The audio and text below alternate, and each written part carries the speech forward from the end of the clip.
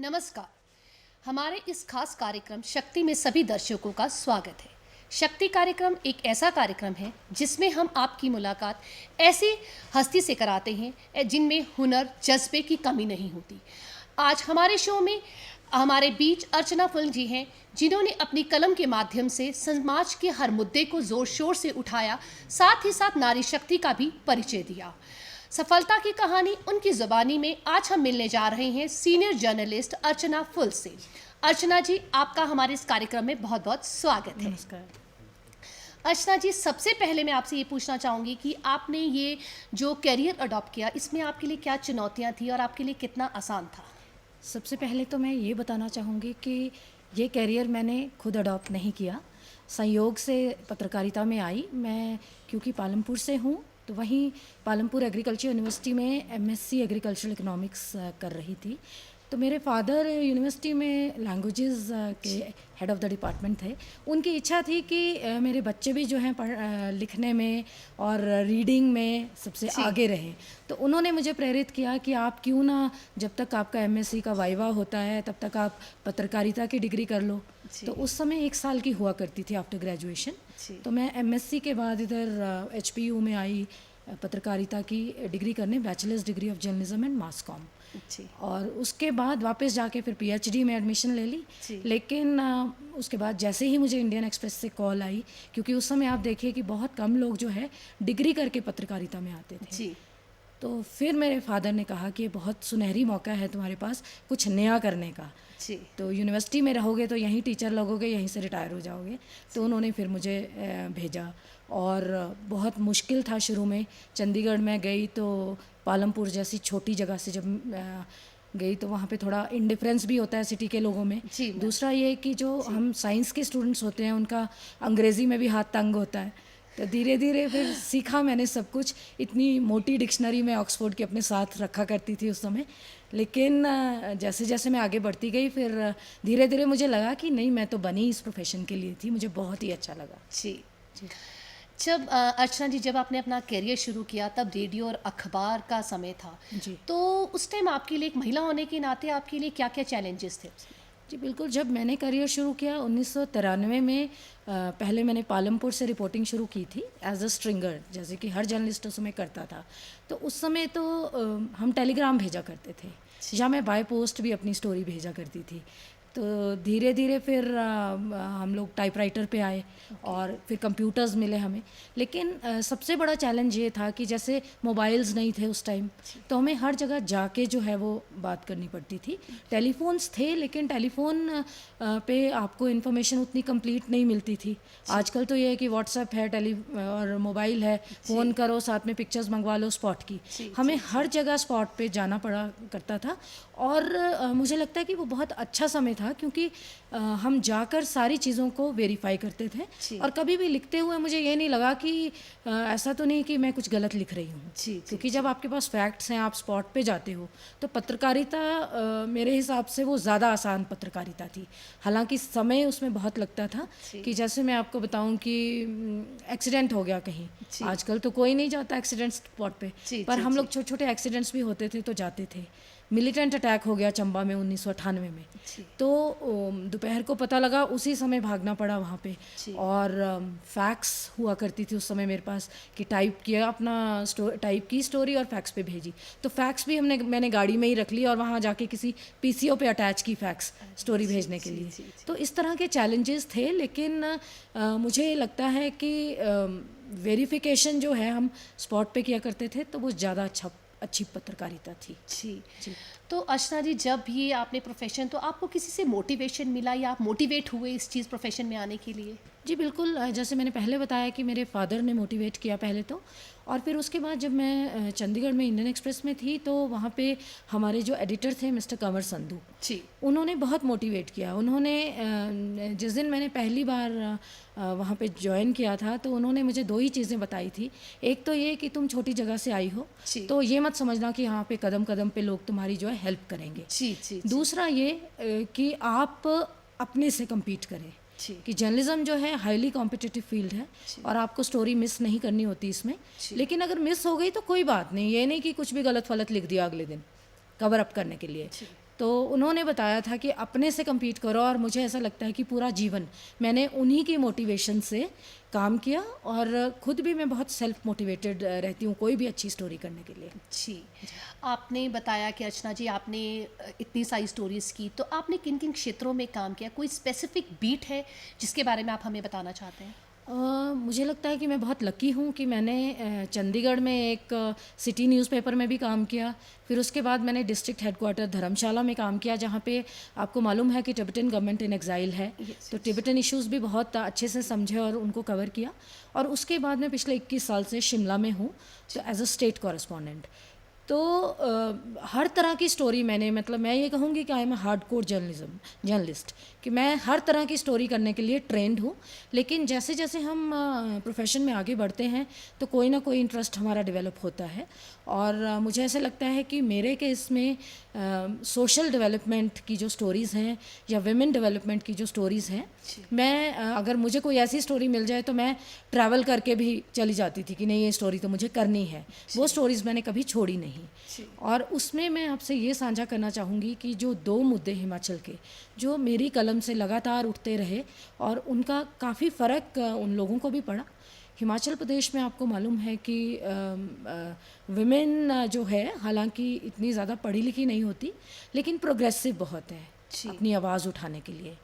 तो 2 मुद्दे, जो एक ट्राइबल एरिया का क्षेत्र है, किन्नौर, लाहौल स्पीति वगैरह, वहाँ महिलाओं को जो है जैसे इनहेरिटेंस राइट नहीं है प्रॉपर्टी के, तो उस मुद्दे पे मैंने बहुत काम किया है कि किस तरह की मूवमेंट वहाँ चली। और हालांकि अभी भी वो लेडीज़ अभी स्ट्रगल कर रही हैं अपने राइट को लेने के लिए, लेकिन लगातार मैं उस मुद्दे को उठाती रही। और दूसरा मुद्दा है हिमाचल प्रदेश में एकल महिला का, कि जो ये एकल महिला नारी शक्ति संगठन एक हिमाचल प्रदेश में बना। एक 23-24 साल की वुमेन जो विडो हो गई थी, उसने किस तरह से एक एनजीओ में जाके 15-20 साल काम किया। उसके बाद सब वुमेन को इकट्ठा किया, जो लोग विडोज़ हैं, गांव में हैं, डाइवोर्सीज़ हैं, डिज़र्टेड वुमेन हैं, सिंगल वुमेन हैं किसी भी तरह की, तो उन पे उसने एक मूवमेंट जो हिमाचल प्रदेश में खड़ी की। और आज ये बड़ी खुशी की बात है कि पिछले 15-16 साल में 18,000 से 20,000 महिलाएं उस मूवमेंट में हैं, और उन महिलाओं को सरकार ने भी रिकॉग्नाइज़ किया और तरह तरह के इंसेंटिव उनको दिए, क्योंकि हम पत्रकार भी उनकी बात को उठाते रहे।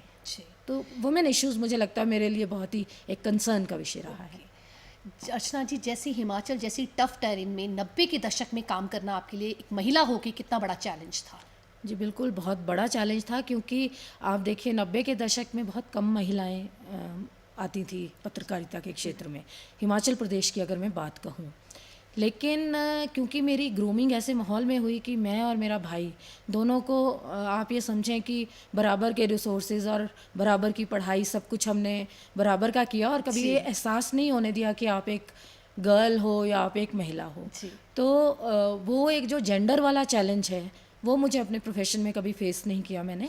और हालांकि बहुत सारी वुमेन जो हैं वो इस मुद्दे को लेके बात करती हैं, और कहीं ना कहीं होता भी होगा, लेकिन मुझे ऐसे लगता है कि अगर महिला खुद कॉन्फिडेंट है और पढ़ने लिखने के बाद उसमें कॉन्फिडेंस है अपना काम करने का, तो जेंडर इशू मुझे नहीं लगता कि उसको जेंडर इशू पे प्रॉब्लम होनी चाहिए। जी। आपने, जैसे मैं आपकी बात सुन रही हूँ, आपने दिन रात काम किया, तो आपने अपनी फैमिली और प्रोफेशनल लाइफ को कैसे मैनेज किया? ये बड़ा कठिन था फैमिली और प्रोफेशनल लाइफ को, क्योंकि पत्रकारिता आपको मालूम है कि 24/7 प्रोफेशन है, और मेरे हस्बैंड एक डॉक्टर हैं, उनका भी 24/7 ही वो रहता था, ड्यूटी रहती थी। लेकिन फिर भी मुझे ऐसे लगता है कि जहाँ उनको ज़रूरत थी तो मैंने सपोर्ट किया, जहाँ मुझे ज़रूरत थी तो वो सपोर्ट करते थे। जैसे मैं आपसे अगर शेयर करूं तो मुझे कभी भी आउट स्टेशन असाइनमेंट पे सडनली जाना पड़ता था। जैसे 2005 या 6 में यहाँ पे किन्नौर में एक इंटीरियर एरिया में 35 फौजी डूब गए थे ब्रिज बनाते बनाते खारों में। तो सडनली शाम को फ़ोन आया कि आप वहाँ जाइए और जाके स्टोरी कीजिए। तो अब रात को ट्रैवल करना है, पीछे से कई बार घर में ही है कि मेड का अरेंजमेंट नहीं है। तो फिर मैंने अपने हस्बैंड को, मैं ऐसी स्थिति में रिक्वेस्ट करती थी कि आप छुट्टी ले लो, बच्चे भी साथ ही चलते हैं, तो वो लोग अपना घूम फिर लेते थे और मैं अपनी स्टोरीज़ कर लेती थी। तो इस तरह की जो सपोर्ट है। और दूसरा ये कि पत्रकारिता में जैसे रोज़ का होता था कि 9-10 बजते थे हमें अखबार के दफ्तर में, तो उसमें भी फैमिली की बहुत सपोर्ट रहती है। और मुझे ऐसे लगता है कि क्योंकि मेरी फैमिली भी बहुत एक्साइटेड रहती थी कि आज मैंने क्या स्टोरी की है, दूसरे दिन जैसे ही अखबार आता था कि फटाफट देखना है कि क्या स्टोरी छपी है। तो वो एक जो मोटिवेशन फैमिली लेवल पे थी वो भी मेरे को उसने बहुत हेल्प किया। जी अर्चना जी, ये प्रोफेशन सच में बहुत चैलेंजिंग है। जी। जो बच्चे इस प्रोफेशन को अडॉप्ट करना चाहते हैं, आप उनको क्या एडवाइस करती हैं और क्या आप उनकी कुछ इसमें मदद भी करते हैं आप? जी बिल्कुल। मैं ये कहूँगी कि शिमला में मेरे दफ्तर में बहुत से बच्चे पिछले 20 सालों में आए ट्रेनिंग करने के लिए, और उनके साथ उनको ट्रेनिंग देते देते मुझे खुद भी ऐसा लगता था कि मैं भी सीख रही हूँ, क्योंकि कई बार नए बच्चे भी आपको काफ़ी कुछ बताते हैं। तो उन बच्चों से मेरी एक ही गुजारिश होती थी कि आप इस प्रोफेशन में आए हो, कम्युनिकेशन आप सीख रहे हो, लिखना सीख रहे हो, आप क्वेश्चन पूछना सीख रहे हो, तो ये आपकी पर्सनैलिटी को डेवलप करेगा। लेकिन जर्नलिज़्म का दूसरा पहलू ये भी है कि बहुत सारे लोग इसकी चमक में, जो एक ग्लैमर है जर्नलिज़्म का, उनकी एक्सेसिबिलिटी जो है पॉलिटिशियंस, इन्फ्लुएंशियल लोगों तक हो जाती है बड़ी जल्दी, और बड़ी जल्दी आपका नाम छपने लगता है और रिकॉग्निशन मिलती है। तो उसकी चकाचौंध में बहुत सारे लोग खो जाते हैं और कई बार गलत ट्रैक पे भी चलते हैं। तो मेरा उनको मैं एक ही मुद्दे पे उनको बताया करती थी कि जर्नलिज़्म में सबसे इम्पॉर्टेंट चीज़ है आपकी क्रेडिबिलिटी। तो ग्लैमर को, रिकॉग्निशन को आप कैसे हैंडल करते हो, उसके लिए आपकी क्रेडिबिलिटी होना बहुत ज़रूरी है। कि ग्लैमर के पीछे बहुत सारी हार्ड वर्क है, उसे भी आप देखिए। और ये नहीं कि भी मैं अगर मुख्यमंत्री का इंटरव्यू करने जा रही हूँ तो मैं कोई बहुत बड़ी इंसान हो गई और मैं एक कॉमन आदमी से बात ही नहीं करूँगी अब तो ये बातें जो हैं बच्चों को हम लोग समझाते थे दफ्तर में। अर्चना जी, पहले टीवी, फिर रेडियो, जी, अखबार और अब सोशल मीडिया, तो मैम इनमें कितना बदलाव आया जर्नलिज्म में? बहुत बदलाव आ गया। अब हम लोग तो जैसे शाम को दफ्तर जाया करते थे और अपनी प्रिंट जर्नलिज्म में तो ये होता था कि हमने स्टोरी लिखी है शाम को, दूसरे दिन छपेगी सुबह। और या फिर ये है कि जैसे ई पेपर आने शुरू हो गए थे काफ़ी साल पहले, तो हम रात को भी देख लेते थे कि ये छप गया हमारा। लेकिन अब जो सोशल मीडिया आने के बाद, रेडियो और टीवी तक भी ठीक था, लेकिन सोशल मीडिया आने के बाद तो अब इतना बड़ा चैलेंज है कि आप अभी स्टोरी ब्रेक हो जा रही है तो आप उसको कैसे हैंडल करोगे कि कल आपकी अखबार लोग क्यों पढ़ेंगे, अगर उनको आज ही पता है। जैसे आजकल के जो बच्चे हैं वो अलर्ट्स ही देख लेते हैं, उनको इंटरेस्ट ही नहीं है कि पूरी स्टोरी पढ़ी जाए। तो मुझे ऐसे लगता है कि एक तो क्रेडिबिलिटी तो कोर एक उसका वैल्यू है जर्नलिज्म की।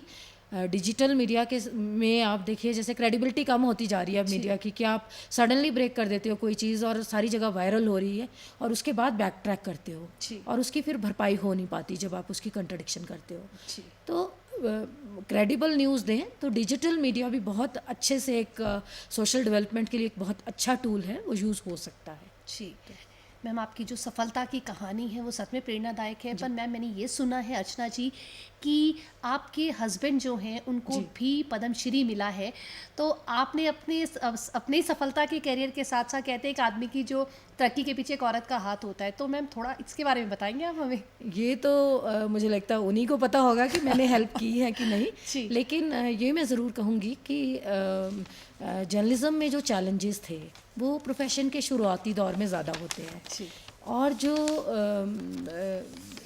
मेरे हस्बैंड का जो रिसर्च वर्क था वो इस संयोग से ये कहिए कि पिछले कुछ 10-15 सालों में था, तो उस टाइम तक मैं भी इस्टेब्लिश हो चुकी थी। तो फैमिली को किस तरह से लेके चलना है और किस तरह से जहाँ पे मैं उनकी हेल्प कर सकती हूँ करना है, वो हम करते रहे। और मुझे ऐसा लगता है कि हम बहुत ही एक दूसरे के प्रोफेशन के लिए बहुत ही कॉम्प्लीमेंट्री साबित हुए और बच्चों ने भी हमारी बहुत मदद की। मतलब बच्चों ने कितना कोऑपरेट किया और सेक्रीफाइस करते हैं वो अपने फैमिली के लिए, कि उनको देखना है कि मदर जो है उनकी सक्सेसफुल हो या फादर हो, बच्चों का भी बहुत सेक्रीफाइस उसमें रहता है। हर प्रोफेशन में उतार चढ़ाव आते हैं। कभी ऐसा आपके प्रोफेशन में ऐसा हुआ कि आपका मोराल बिल्कुल डाउन हुआ हो और वही आपकी स्ट्रेंथ बना? जी बिल्कुल। जर्नलिज्म में तो बहुत ही उतार चढ़ाव आते हैं। एक तो उतार चढ़ाव इस तरह के होते हैं जो रोज़ आते हैं कि आपने किसी के खिलाफ लिखा है तो आपको सुबह ही फ़ोन कॉल आ जाएंगे कि ये क्या लिखा है तुमने। फिर लोग डराते भी हैं जो इन्फ्लुएंशियल पोजीशन पे हैं। तो लेकिन मैं उसको उतार चढ़ाव नहीं मानती, क्योंकि जो मैंने आज तक जो भी लिखा वो बड़े धड़ल्ले से लिखा और वो वेरीफाई करके लिखा, तो मुझे ऐसी कोई दिक्कत नहीं आई। आज अक्रॉस द पार्टी लाइंस दोस्त है मेरे और वो आज भी बहुत प्रेज़ करते हैं कि नहीं लिखती तो ठीक ही है। तो लेकिन और बड़े उतार चढ़ाव आते हैं कि जब आप एक महिला जो है इस तरह के प्रोफेशन में जब फैमिली को साथ लेके चलना चाहती है तो कई बार ऐसा होता है कि आपको लगता है कि मैं छोड़ दूँ जॉब। और मेरे साथ ऐसा हुआ भी, जब मेरा बेटा और बेटी दोनों ही बहुत छोटे थे तो मैं अपने एडिटर के पास सडनली एक दिन मेरे दिमाग में आया कि नहीं बस अब नहीं मैं कर सकती। तो मैं चली गई उनके पास, मैंने कहा मुझे जॉब छोड़नी है। तो वो हंसने लगे, वो कहते ऐसा क्या हो गया तुम्हारे साथ? तो मैंने कहा सर मैं नहीं कर सकती जॉब, बिकॉज मैं बच्चों को कैसे पालूँ, मेड के सहारे मैं छोड़ नहीं सकती, सारा दिन रात को 12 बजते हैं ये वो। तो उन्होंने मुझे एक बात समझाई थी कि आप इस समय आपको ये थॉट आया ना, इस थॉट को ख़त्म कर दो, यहीं पे सस्टेन करो थोड़ा सा कि नहीं मैं कर सकती हूँ, छुट्टी ले लो और अरेंजमेंट करो। तो ऐसे इस तरह की मोटिवेशन जब मुझे कदम कदम पे मिली तो जो भी चैलेंज आए, जैसे आप ये देखिए कि कई बार अखबार के दफ्तरों में बहुत सारी कंस्पिरेसीज भी होती हैं, तो सडनली आपको पता लगता है आपकी जॉब ही चली गई। तो ऐसा भी हुआ, लेकिन मैं रुकी नहीं और आगे चलती गई। और मुझे ऐसे लगता है कि जो एक मोटिवेशन थी मेरी, उसकी वजह से मैं आज भी जो है अपने आप को मानती हूँ कि नहीं मैंने आज तक अच्छा काम किया और आगे भी करूँगी। 27 साल के एक्सपीरियंस में अर्चना जी कभी ऐसा हुआ कि कुछ काम करते हुए आपको डर लगा? बिल्कुल डर तो लगता है। एक तो ये है कि जब आप कोई पॉलिटिकल स्टोरी, मैं ये कहूँगी कि ब्रेक करते हैं और वो पॉलिटिकल स्टोरी जो है किसी के करियर को अफेक्ट कर रही है, तो उस समय आपको डर लगता है, लेकिन अपने पे विश्वास होना चाहिए। तो वो भी एक साहस भरा कार्य होता है कि आप लिख रहे हो, बड़े धड़ल्ले से लिख रहे हो, फिर आप किसी के खिलाफ ऐसी स्टोरी करते हो कि किसी की जॉब पे ही आ जाए, वो भी एक साहस वाला कार्य होता है। लेकिन 2 चीज़ें मैं आपको ये बताऊंगी कि जिन चीज़ों से मैं बहुत डरती थी और मुझे वो करने पड़े जर्नलिज्म में आके। 2000 में किन्नौर में सतलुज में फ्लड्स आए थे, किन्नौर और शिमला डिस्ट्रिक्ट में। तो कुछ स्टोरीज़ तो हम यहीं से करते रहे, जैसे होता है कि फ्लड्स आ गए रात को, सुबह आ गए तो आपने स्टोरीज़ कर दी जी। लेकिन उसके बाद जब हमें ऑफिस से आया कि नहीं आप जाके करिए, सड़कें नहीं हैं वहाँ, ब्रिजेस नहीं हैं, और मैं पानी से भी डर लगता है मुझे और टफ रोड से भी डर लगता है। तो किस तरह से फ्लड्स में जाके काम किया मैंने, स्टोरीज़ की, पैदल भी चले और सतलुज के किनारे किनारे भी चलना पड़ा, इतनी वायलेंट नदी है वो। तो वो एक मुझे ऐसे लगता है कि मेरे जीवन का बहुत बड़ा एक्सपीरियंस था कि फ्लड्स में जब सब कुछ तहस नहस हो गया तो आप कैसे मैनेज करोगे। थोड़ा हेलीकॉप्टर से गए आर्मी के, थोड़ा पैदल चले, थोड़ा फिर सतलुज के ऊपर झूले में चले, तो वो तो बहुत ही डरावना एक वो था। सही बात। और दूसरा मैं ये कहूँ कि 2002 में शिमला ज़िले में ही प्लेग फैला था। तो प्लेग भी जैसे कोविड है वैसी ही एक बीमारी है कि एक दूसरे से हो जाती है और बड़ी जल्दी वो फैलता है। तो लेकिन उसमें मुझे थोड़ा सा ये रहा कि मेरे घर में क्योंकि डॉक्टर था तो पहले से हमने जो है एक प्रिकॉशनरी वो मेजर्स ले लिए थे। तो जब मुझे कहा कि आप जाके प्लेग कवर करिए तो मुझे कोई हिचक नहीं हुई। तो वो भी एक साहस भरा मुझे लगता है कि बहुत ही कदम था मेरे करियर में। अर्चना जी, जैसे आपने सतलुज और प्लेग के टाइम में काम किया तो कभी आपके साथ जेंडर डिस्क्रिमिनेशन हुआ मैम? मुझे लगता नहीं, क्योंकि शायद मेरी सोच ही ऐसी है। घर में भी मैं जैसे अपने आप को एक इंडिविजुअल मानती हूँ। ये ठीक है कि मदर का रोल होता है कि वो नर्स करती है फैमिली को, जो मेरे अपने रोल हैं वो मैं करती हूँ, बच्चों के लिए भी, हस्बैंड के लिए भी। लेकिन मुझे ऐसे लगता है कि एक इंक्लूसिव ग्रोथ के लिए आपको जो है ना एक जेंडर अपने दिमाग से निकालना चाहिए, क्योंकि बहुत सारी महिलाओं को ये लगता है कि उनके साथ घर में ही डिस्क्रिमिनेशन होती है पहले, कि इसका करियर इम्पॉर्टेंट नहीं है, हस्बैंड का है। तो मेरे साथ ऐसा नहीं हुआ। और बाहर भी मैं ये कहूँगी कि जितने भी एडिटर्स के साथ मैंने काम किया उन्होंने कभी ये समझा ही नहीं कि मैं एक महिला पत्रकार हूँ। जैसे मैंने जब हिंदुस्तान टाइम्स के लिए अप्लाई किया था तो मेरा ये था कि बच्चे छोटे हैं, मैं धर्मशाला में काम करूं तो मेरा घर पालमपुर या मेरे ससुराल ज्वालाजी में है, वो पास में है, मुझे इजी रहेगा।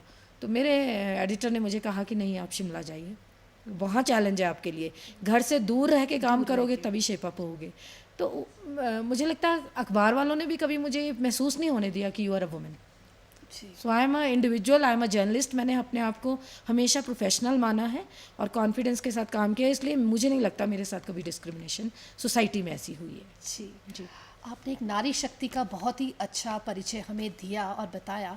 मैम, कभी कैरियर में कोई ऐसा टर्निंग पॉइंट रहा जो आपको लगता है कि ये इसके आपके प्रोफेशन को बिल्कुल ही बदल दिया और आपके लिए वो बहुत ही अच्छा साबित हुआ? जी बिल्कुल। मुझे ऐसा लगता है कि जो जर्नलिज्म एक ऐसा प्रोफेशन है, मैं बहुत लकी रही कि हर दिन टर्निंग पॉइंट आता है। हर दिन आप एक ऐसी स्टोरी कोई ना कोई कर देते हो कि जिससे आप खुद ही सेंसिटाइज हो जाते हो। जी। जैसे महिलाओं की मैं आपको बात बताऊं कि तीसा एरिया में जाके मैंने कुछ स्टोरीज़ की थी महिलाओं पे। तो वहाँ ये एक बहुत बड़ी प्रॉब्लम है कि जो सरकारी एम्प्लॉयज़ वहाँ पोस्ट होते हैं तो फैमिलीज़ को वो साथ नहीं लेके जाते। तो वहाँ प्रॉब्लम ये हो गई थी अनरजिस्टर्ड मैरिजेस की। जी। जी। तो जब मैंने ये स्थिति देखी तो मेरी भी आंखें खुली, मैंने कहा ऐसा भी होता है। तो मेरा मतलब कहने का मतलब ये है कि जर्नलिज्म में आपको हर स्टोरी जो है वो आपकी आंखें खोलती है, हर स्टोरी आई ओपनर होती है। और डिसेबिलिटी पे जैसे मैंने बहुत सारी स्टोरीज़ की हैं, तो हर दिन टर्निंग पॉइंट होता है और हर दिन आप सेंसिटाइज होते हो। तो एक कंटिन्यूटी में जो है ये टर्निंग पॉइंट्स चलते रहते हैं जो आपको मोटिवेट करते हैं। जी। आजकल की जो पत्रकारिता है जी। उसमें मैम आपको लगता है कि अर्चना जी, आपको लगता है कि जो जर्नलिज्म जो है वो एग्जिट करता है, जैसे जिस तरीके से आप देख रहे हैं कि कोई भी एकदम न्यूज़ का फ्लैश कर रहा है या कुछ कर रहा है, तो आपको लगता है कि वो एग्जिट कर रहा जी है exist? बिल्कुल। थोड़ी कमी तो आई है। जो पत्रकारिता की एक मेन फीलिंग होती थी कि हम सच जो है मतलब फैक्ट्स जो है वो जनता तक पहुंचाएं, तो अब हमें ये हो गया है जर्नलिज्म में कि हम जल्दी से जल्दी कैसे पहुंचाएं। तो क्रेडिबिलिटी कहीं ना कहीं जर्नलिज्म की कम होती जा रही है। और जो आजकल के नए बच्चों में ये जो दौड़ है कि हमें बहुत जल्दी फेमस होना है, हमें टीवी एंकर बनना है, चाहे हमें बोलना आता है चाहे नहीं बोलना आता है, या हमें हमारा नाम छपना चाहिए, अब मोबाइल जर्नलिज्म बहुत आ गया है। जी। तो मैं ये कहूँगी कि कहीं ना कहीं क्रेडिबिलिटी में कमी आई है। और उसके पीछे रीज़न यही है कि जो जर्नलिज्म का जो एक कोर स्पिरिट थी कि आपको फैक्ट्स लोगों के सामने रखने हैं, वो ख़त्म होती जा रही है। और ग्लैमर और रिकॉग्निशन और एक्सेसिबिलिटी और इम्पोर्टेंस कि जर्नलिस्ट भी अब अपने आप को ये समझने लग गए हैं कि मैं भी एक इन्फ्लुएंशियल आदमी हूँ, जी। जी। जबकि जर्नलिस्ट को तो आम आदमी की बात करनी है। बिल्कुल सही। तो वो मुद्दा कहीं ना कहीं पीछे छूट रहा है। अच्छा दी, 27 साल बहुत बड़ा समय होता है। जी। तो 27 साल में अभी भी 27 साल के आपको ऐसा लगता है कोई ऐसा मुकाम है जिसे अभी भी आपको हासिल करना है? जी बिल्कुल। अभी भी मुझे कोई भी आप मुद्दा दीजिए उस पर मैं स्टोरी करना चाहूँगी, फील्ड में जाके स्टोरी करना चाहूँगी।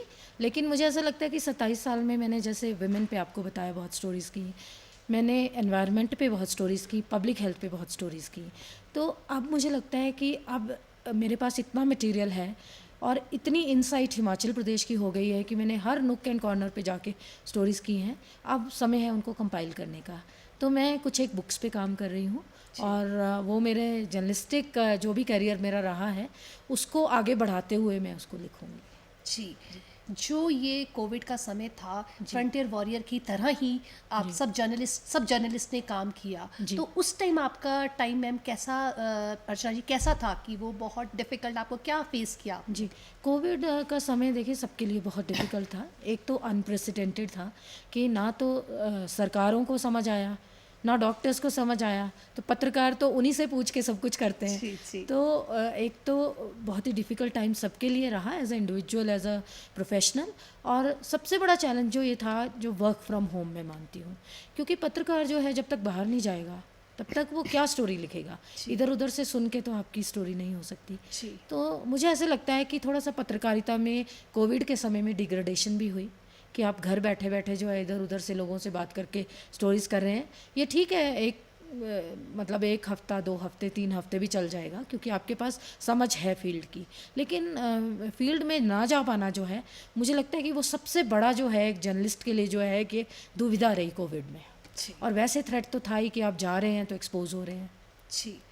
अर्चना जी, आप हमारे इस कार्यक्रम में आए, आपने हमें अपनी सफलता की जो कहानी है वो बहुत ही प्रेरणादायक है।